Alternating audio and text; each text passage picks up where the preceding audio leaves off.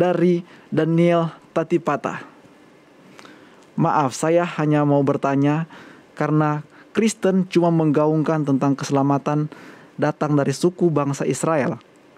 Tapi yang diberitakan Tuhan, bangsa Roma yang notabene adalah Babel di akhir zaman. Jadi mohon penjelasan, apakah Yesus itu keturunan Nabi Daud? Apakah Nabi Daud itu terima perjanjian yang dibuat oleh Yahweh Elohim itu?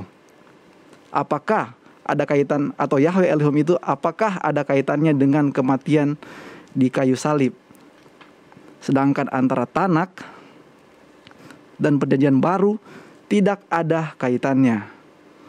Karena perjanjian lama itu konsep berpikiran orang Yahudi, dan perjanjian baru itu konsep berpikiran orang Yunani atau orang Babel. Demikian Pak Pendeta pertanyaannya. Baiklah, saya pikir sudah tadi ada penjelasan ya mengenai nama itu ya, Yahweh Elohim ya. Mungkin yang boleh ditambahkan, yang saya tertarik dari pertanyaan ini mengatakan, coba dibaca lagi yang tadi kalau tidak salah ada kata sedangkan antara. Iya. Tentang coba dibaca sedangkan itu perjanjian baru dan perjanjian lama, Pendeta. Sedangkan antara perjanjian lama dan perjanjian baru tidak ada kaitannya.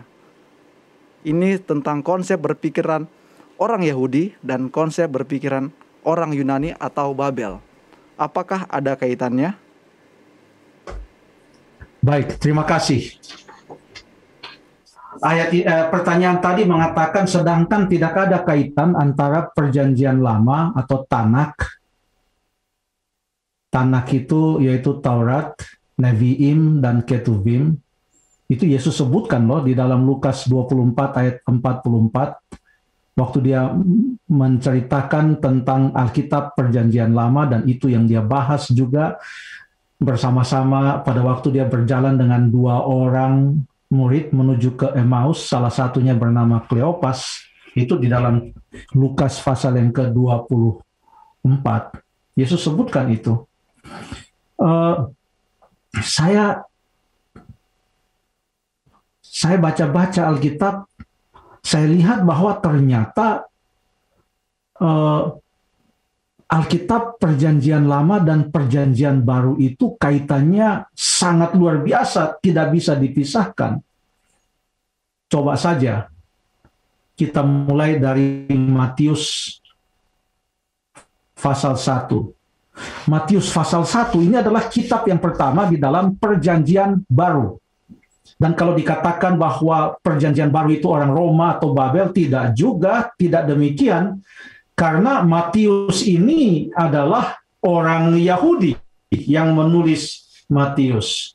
Ya mungkin Lukas bukan orang Yahudi, tapi Yohanes adalah orang Yahudi yang menulis Injil Yohanes, yang menulis sampai belasan kitab di dalam perjanjian baru adalah orang Yahudi. Petrus, Yakobus, mereka adalah orang Yahudi. Jadi dari pandangan itu kita tidak bisa mengatakan bahwa ini adalah konsep Roma dan konsep Babel. Tidak. Ada begitu banyak adat istiadat orang Yahudi yang diterangkan, bahkan kita perlu mengerti adat istiadat orang Yahudi untuk mengerti perjanjian baru. Ya. Karena kalau kita tidak mengerti adat istiadat orang Yahudi, sulit juga untuk mengerti perjanjian baru. Ya, memang betul, selain adat istiadat orang Yahudi, kita perlu juga mengetahui adat istiadat orang-orang di tempat di mana cerita-cerita Alkitab ini terjadi, yang di dalam perjanjian baru, supaya kita bisa tahu latar belakangnya. Dan perhatikan saja Tuhan Yesus dan rasul-rasul. Pada waktu mereka berkhotbah atau mengajar, menjawab pertanyaan dalam tulisan-tulisan mereka, ada begitu banyak, saya tidak sempat hitung ada berapa kali, mereka semua mengutip dari perjanjian lama. Jadi jangan kita pertentangkan perjanjian lama dengan perjanjian baru. Tidak bisa. Ya.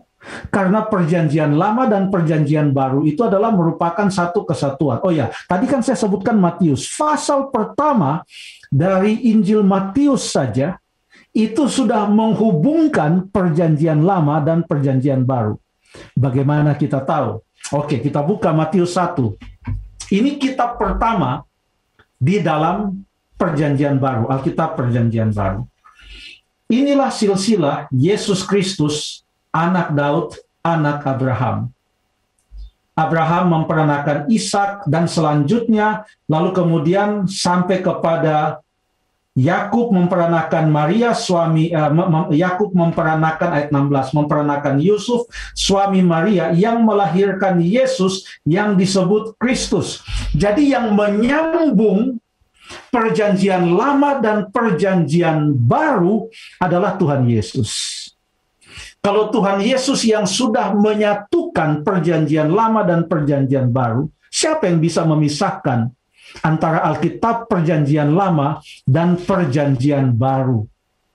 Bahkan Tuhan Yesus mengatakan pada waktu ia menegur orang-orang ahli-ahli Taurat, orang-orang Farisi, di dalam Yohanes pasal yang kelima.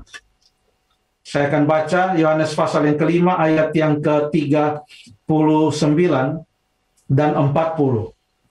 Kamu menyelidiki kitab-kitab suci sebab kamu menyangka bahwa olehnya kamu mempunyai hidup yang kekal. Tetapi walaupun kitab-kitab suci itu memberi kesaksian tentang aku, namun kamu tidak mau datang kepadaku untuk memperoleh hidup itu.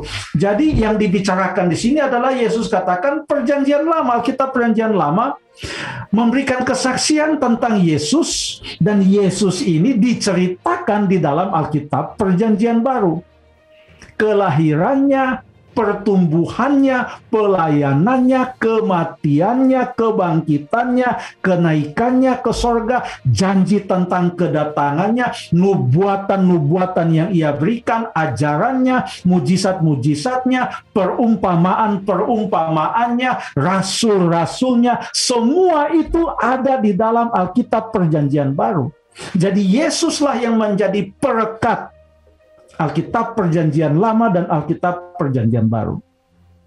Kepada yang sering membaca Alkitab, berapa kali saudara atau saudari temukan Tuhan Yesus berkata, tidakkah kamu baca? Kalau dia sudah mulai katakan tidakkah kamu baca, itu dia sudah mau kutip dari Alkitab perjanjian lama. Lalu kemudian beberapa kali ia katakan ada tertulis, ada tertulis, ada tertulis. Bahkan rasul-rasul juga mengutip dari Alkitab perjanjian lama. Ini menyatakan bahwa Alkitab perjanjian lama dan Alkitab perjanjian baru itu adalah satu, tidak bisa dipisahkan. Tidak bisa dipisahkan. Ya, terima kasih.